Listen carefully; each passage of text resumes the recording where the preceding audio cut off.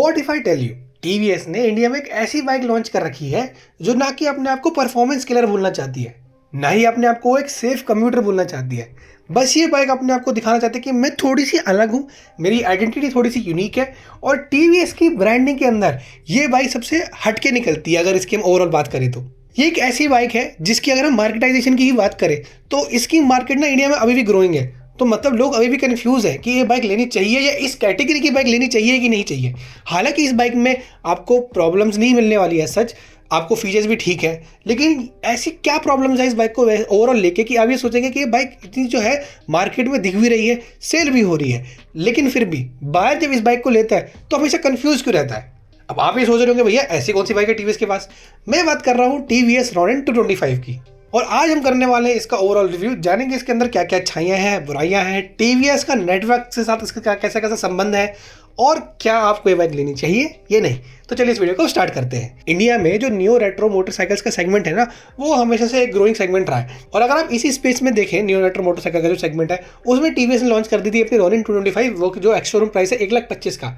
अब आप देखो एंटॉर्क जो है वो 1,25,000 ऑन रोड में मिलती है और ये 1,25,000 स्टार्ट पे होती है, वो भी एक्स शोरूम पर। तो अब ये देखिए कि बायर के लिए 125 से 225 सीसी का जो सेगमेंट है वो टीवीएस ने बहुत जल्दी मैच कर दिया कि आप चाहे उतने ही पैसों में आप डाल के एंटॉर्क ले लो, या फिर आप थोड़ा सा पैसा डाल के 225 सीसी का एक बाइक ले लो जो कि इंजन के साथ बहुत अच्छा खेलने वाली है। और अगर आप रॉनिन की ही बात कर ले तो भैया रॉनिन की देखो ओवरऑल प्राइसिंग, ओवरऑल जो ब्रांड आइडेंटिटी है, ओवरऑल जो इसका सेगमेंट है वो काफ़ी बिल्कुल सही बैठा टीवीएस के अंदर अगर देखा जाए। क्योंकि और बाइक्स जो है ना इंडिया में, बेसिकली यहाँ पे मैं एसडी की ही बात कर रहा हूँ क्योंकि उन्हीं के पास थोड़ी जो है रोडस्टर जैसी बाइक मिल सकती है आपको, और इंडिया में ऐसी रोडस्टर बाइक की मार्केट अभी खुल रही है, लेकिन फिलहाल के लिए बहुत कम बाइक्स हैं।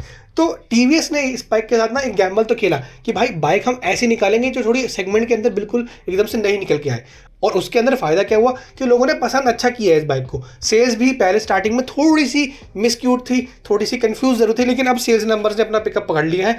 4,000, 5,000, 6,000, 7,000 तक नंबर इसके जा चुके हैं अगर आप महीने की फिगर्स देखेंगे सेल्स की। तो इतना तो समझ में आ गया कि लोग अब इस टीवीएस रॉनिन को पसंद करने लगे, सेल्स इंप्रूवमेंट आई है, दैट मीन्स बाइक में दम तो जरूर है। डिज़ाइन की बात करें तो ये देखो रॉनिन जो है ना उसका डिज़ाइन बहुत यूनिक तो नहीं है, लेकिन बहुत ऐसा है कि आपको अट्रैक्ट जरूर कर लेगा। और उसकी जो आइडेंटिफिकेशन है बहुत आसान है। राउंड एलईडी शेप का जो हेडलैम्प है उस पर टी शेप की आपको जो हेडलाइट बैजिंग दिख जाएगी, जिससे कोई बंदा जो वो इस बाइक को दूर से पहचानेगा है जो रॉनिन ही है। बाकी जो मस्कुलर टैंक है 14 लीटर का है, तो आपको फ्यूल कैपेसिटी भी ठीक ठाक मिल जाएगी।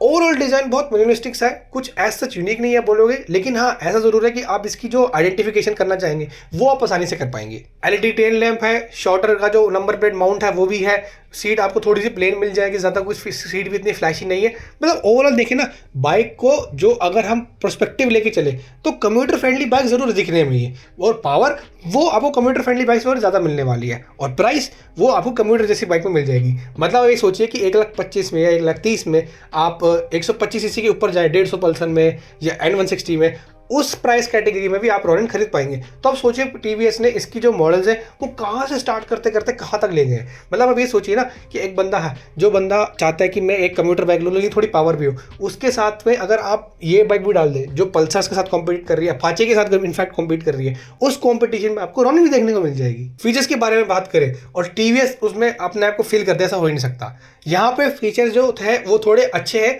लेकिन थोड़ा टॉप एंड वेरिएंट में आते हैं। अगर आप इस रॉनिन की बात करें, इसका जो इंस्ट्रूमेंट क्लस्टर वो थोड़ा एक सर्कुलर शेप में आता है, जो थोड़ा कॉम्पैक्ट लगता है लेकिन काम सारे करता है। मतलब ओडोमीटर है, फ्यूल गेज है, गियर शिफ्ट इंडिकेटर, मतलब जो चीज़ें एक बंदे को चाहिए होती है ना सब मिल जाती हैं, वो भी इतने छोटे से कॉम्पैक्ट से जो इंस्ट्रूमेंट क्लस्टर है उसमें। बाकी के इसके हायर एंड वेरिएंट में जाएंगे तो आपको रेन बोर्ड और अर्बन बोर्ड जैसे फीचर मिल जाएंगे। साथ ही साथ इसके अंदर शायद जो मुझे लगता है कि ब्लूटूथ कनेक्टिविटी का फीचर भी, जिससे आप अपने ऑन द गो मैसेज वगैरह भी देख सकते हैं। तो हाँ, पैसा खर्च करेंगे तो आपको रॉनिन में भी फीचर्स मिल सकते हैं। बाकी डुअल चैनल भी सबको पता मिलना ही मिलना था। एग्जॉस्ट इसका थोड़ा पेपी जरूर सुनने में अच्छा लगेगा आपको, लेकिन ओवरऑल जो बाइक का पोस्चर है चलाते वक्त, फीचर रेट अगर बोले हम, काफ़ी फ्रेंडली लगता है। मतलब इजी टू राइड हम बोलते हैं जैसे बाइक है वो है। चैसी इसकी काफ़ी फ्लिकेबल है, तो आपको जैसे लीन करना हो घाट्स वगैरह पर, या अगर आप थोड़ा पहाड़ों में लेके जाए तो उसमें भी ये बाइक आपको थोड़ा परेशान नहीं करने वाली है। और अगर कंफर्ट की ही बात कर ले, क्योंकि अब बात करें तो भैया मेरे को ऐसा लगता है कि ये बाइक टूर फ्रेंडली मशीन ज़रूर है। मतलब मैंने काफ़ी सारी यूट्यूब वीडियोस देखी हैं, काफ़ी सारे यूट्यूबर्स को देखा है जो रॉनिन के साथ अपने साथ जो है डेली टूर पर निकल जाते हैं या हाईवे राइड्स पर निकल जाते हैं। लगेज कैपेसिटी भी इस बाइक की सॉलिड है। अगर इसके ऊपर आप जो है साइड में जो पैनल्स लगा सकते हैं उसके साथ आप इसको कहीं दूर तक ले जा सकते तो बाइक को इतनी प्रॉब्लम नहीं आती है। तभी मैं आपको बोला था ना, चेसी इतनी बियरेबल है इसकी कि आप इसके साथ टूर कर ले तो मतलब मुझे ऐसा फील होता है कि बाइक आपको ज़्यादा परेशान नहीं करने वाली है। ट्रैफिक में राइडिंग करते वक्त आपको जो इसका इनिशियल पंच है वो थोड़ा कहीं ना कहीं आपको लैगी फील हो सकता है, बट हाँ जैसे जब अपने आपको एक पीक टॉर्क पे ले जाती है या जो बोलते हैं 4000-5000 आरपीएम को छोड़ देती है तो बाइक अपना जो है रिदम पकड़ लेती है। हाँ आप ये सोचोगे कि हाँ इनिशियल इसको थोड़ा वीक है लेकिन मिड और टॉप रेंज थोड़ा इसका अच्छा है। और अगर यही चीज़ आप नोटिस करेंगे तो हंटर का इसको बिल्कुल ऑपोजिट है। इनिशियल टॉर्क जो है वो थोड़ा अच्छा निकल के आता है बट मिड और टॉप थोड़ा वीक हो जाता है। मतलब आप अगर हंटर और इसको कंपैरिजन करें क्योंकि ये दोनों बाइक ऐसे का जो कैरेक्टर है काफ़ी सिमिलर निकल के आता है, तो उसमें अगर देखेंगे तो ऑब्वियसली रॉनिन का जो इंजन कैरेक्टर है वो इनिशियल लो हाई एंड अच्छा है और हंटर का ऑपोजिट है, इनिशियल अच्छा है टॉप एंड कमजोर है। तो ये चॉइस आप कर सकते हैं कि आपको रॉनिन लेनी है हंटर लेनी है, क्योंकि प्राइस में भी आपको जो है टॉप एंड की दोनों की जो प्राइस है सिमिलर निकलने वाली है। हंटर आपकी शायद 2 लाख टच हो जाती है और इसका भी अगर आप टॉप एंड ले जाएंगे तो आपको 1,90,000 के आसपास पड़ जाएगा रॉनिन का। अब बात करें पेन कंफर्ट की तो भैया देखो यहाँ पे इंडिया में पेन कंफर्ट जो है ना वो मुझे लगता है कि मेकर्स को कभी इतना प्रॉब्लमेटिक लगता ही नहीं है कि वो एक फीचर के नाम पे बेचा जा सके, क्योंकि अगर कंप्यूटर बाइक की बात करें तो भैया वहाँ हाँ तो आपको पेन कंफर्ट मिलना ही मिलना है। लेकिन अगर आप स्पेसिफिकली रॉनिन की बात करें, रॉनिन का पेन कंफर्ट उतना सब्जेक्टिव है मेरे हिसाब से। कुछ लोगों को पसंद आएगा, कुछ लोगों को पसंद नहीं आएगा। मतलब कुशनिंग है दी हुई है, शॉकर्स अच्छे काम करते हैं लेकिन इतने भी अच्छे नहीं काम करेंगे आप बोलोगे यार मैं तो इसको मतलब ऑल एवरीडे कहीं भी ले सकता हूँ।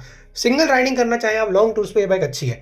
यूएसजी फोक्स आगे मिल जाते हैं तो आपको थोड़ा फ्रंटल जो आपका जो गड्ढों में गिरने का डर रहता है या गड्ढों में जैसे बाइक कुदाते हो उससे आपको हाथों में तो परेशानी नहीं होगी, लेकिन पीछे पिन कंफर्ट थोड़ा सा मतलब क्वेश्चनेबल जरूर है। अगर हम थोड़ी बहुत हैंडलिंग की बात कर ले तो भैया देखो हैंडलिंग इसकी थोड़ी मैं बोलूँगा थोड़ी सॉफ्टर नोट पे है। वाइड हैंडल बार्स हैं, यूटर्न काटने में आपको ज़्यादा परेशानी नहीं आएगी, लेकिन हाँ जो आपका राउंड टू राउंड कॉर्नर्स होते हैं ना जहाँ पे आपको बार बार ऐसे ऐसे ऐसे करना पड़े वहाँ शायद आपको इतना अच्छा कॉन्फिडेंस ना आए। हालांकि चैसिस इसकी बहुत फ्लिकेबल है, आपको भरोसा जरूर आएगा, बट मुझे ऐसा लगता है कि जो ओवरऑल इसके बाइक का पैकेज है ना वो हमेशा से कंफर्ट ओवर कन्वीनियंस रहा है। आपको कंफर्टेबल जरूर लगेगी चलाने में, आपको परेशान नहीं करेगी चलाते वक्त, बट अगर आप ये सोच रहे हैं कि हम इसको थोड़ा एग्रेसिव पुश करने के लिए ले लूँ या एग्रेसिव चलाते वक्त इसको खींचूँ लेफ्ट राइट तो आपको थोड़ा डर जरूर आ सकता है।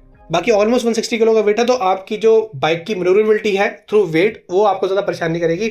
बिगिनर राइडर्स के लिए मैनेजेबल है और जो एक्सपीरियंस राइडर है उनके लिए बहुत एफर्टलेस है ये। अगर हम रियलिटी चेक की बात करें तो भैया देखो रॉनिन कोई स्पीड डीमन नहीं है और मुझे लगता भी नहीं कि टीवीएस ने इसको इस हिसाब से बनाया था कि ये स्पीड डीमन या स्ट्रीट फाइटर टाइप का कुछ काम करे। मुझे लगता है रॉनिन इस हिसाब से बनाई गई थी कि ये लोगों के everyday commute plus highway touring plus longer tours तीनों में अपने आप को कहीं फिट कर ले, और मुझे जहाँ तक लगता है रॉनिन इस चीज़ को करने में सक्षम जरूर हुई है। क्योंकि अगर आप बाइक के ओवरऑल सेल्स फिगर देखेंगे, बाइक के ओवरऑल जो रिलायबिलिटी है वो देखेंगे तो आपको ज़्यादा पता चलेगा कि भाई बाइक ने अपना काम जरूर किया है। There was a time previously, और मैंने अपनी पुरानी वीडियो में बोला है कि रॉनिन शायद अपनी स्टेज में स्ट्रगल कर रही है, ये रॉनिन मार्केट को कैप्चर नहीं कर पा रही है, बट जैसे जैसे आप देखेंगे मार्केट में कैप्चर इंक्रीज हुआ है, जो लोगों ने इसको पसंद करना चालू करा है और लोग अब इसको ना ये बोलते हैं कि मैं ये बाइक को लेकर सेटिस्फाइड जरूर हूँ। जो कि इंडिया में एक बाइक को मिल जाना कि कस्टमर्स बोल रहे हैं कि हाँ मैं ओवरऑल बाइक से सेटिस्फाइड हूँ, वो एक बहुत बड़ा अचीवमेंट है इस ब्रांड के लिए। अगर हम प्राइसिंग की बात करें तो भैया 1.25x शोरूम से लेकर 1.60x शोरूम तक भी बाइक चली जाती है,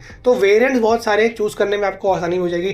किसी वेरिएंट्स पे आपको यूजी फोक्स मिलते हैं या रेन मोड्स मिलते हैं, किसी में नहीं मिलते, सस्ता में है महंगा भी है। मतलब अपनी प्राइस के हिसाब से टीवीएस ने रॉनिन को बैजिंग कर दे रखी है कि हाँ आपके पास अगर बजट के इशूज़ है आप भी इस मॉडल ले लीजिए, अगर आप थोड़ा ठीक ठाक बजट में पावर भी ठीक लगाते हैं तो आप टॉप एंड ले सकते हैं। टॉप स्पीड इसकी 115, 120, 125 तक भी मैंने देखी लोगों की 5 स्पीड का गियर बॉक्स है, लेकिन पावर और अगर हम ओवरऑल फिट एंड फिनिश में देखेंगे तो मुझे ऐसा लगता है कि ये हंटर को नेक एंड नेक कॉम्पिटिशन जरूर दे रही है। बाकी अगर इसी बाइक का फाइनल वर्डिक्ट की बात करें तो भैया फाइनल वर्डिक्ट मेरी तरफ से ये है कि बाइक आप ले सकते हैं आंख बंद करके, अगर आपका जो टीवीएस का सर्विस नेटवर्क अच्छा है आपके नियर बाई सिटी में।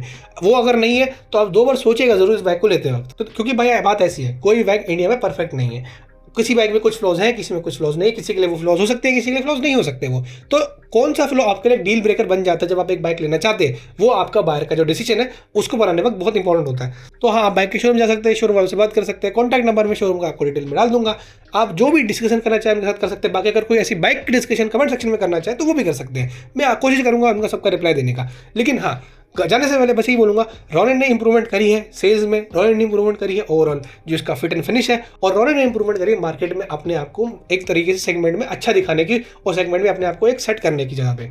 तो हाँ, रॉनिन ली जा सकती है। अगर आप एक कंप्यूटर सेगमेंट से थोड़ा ऊपर वेरिएंट ढूंढना चाहते हैं तो Ronin I think is a recommended choice from me as well.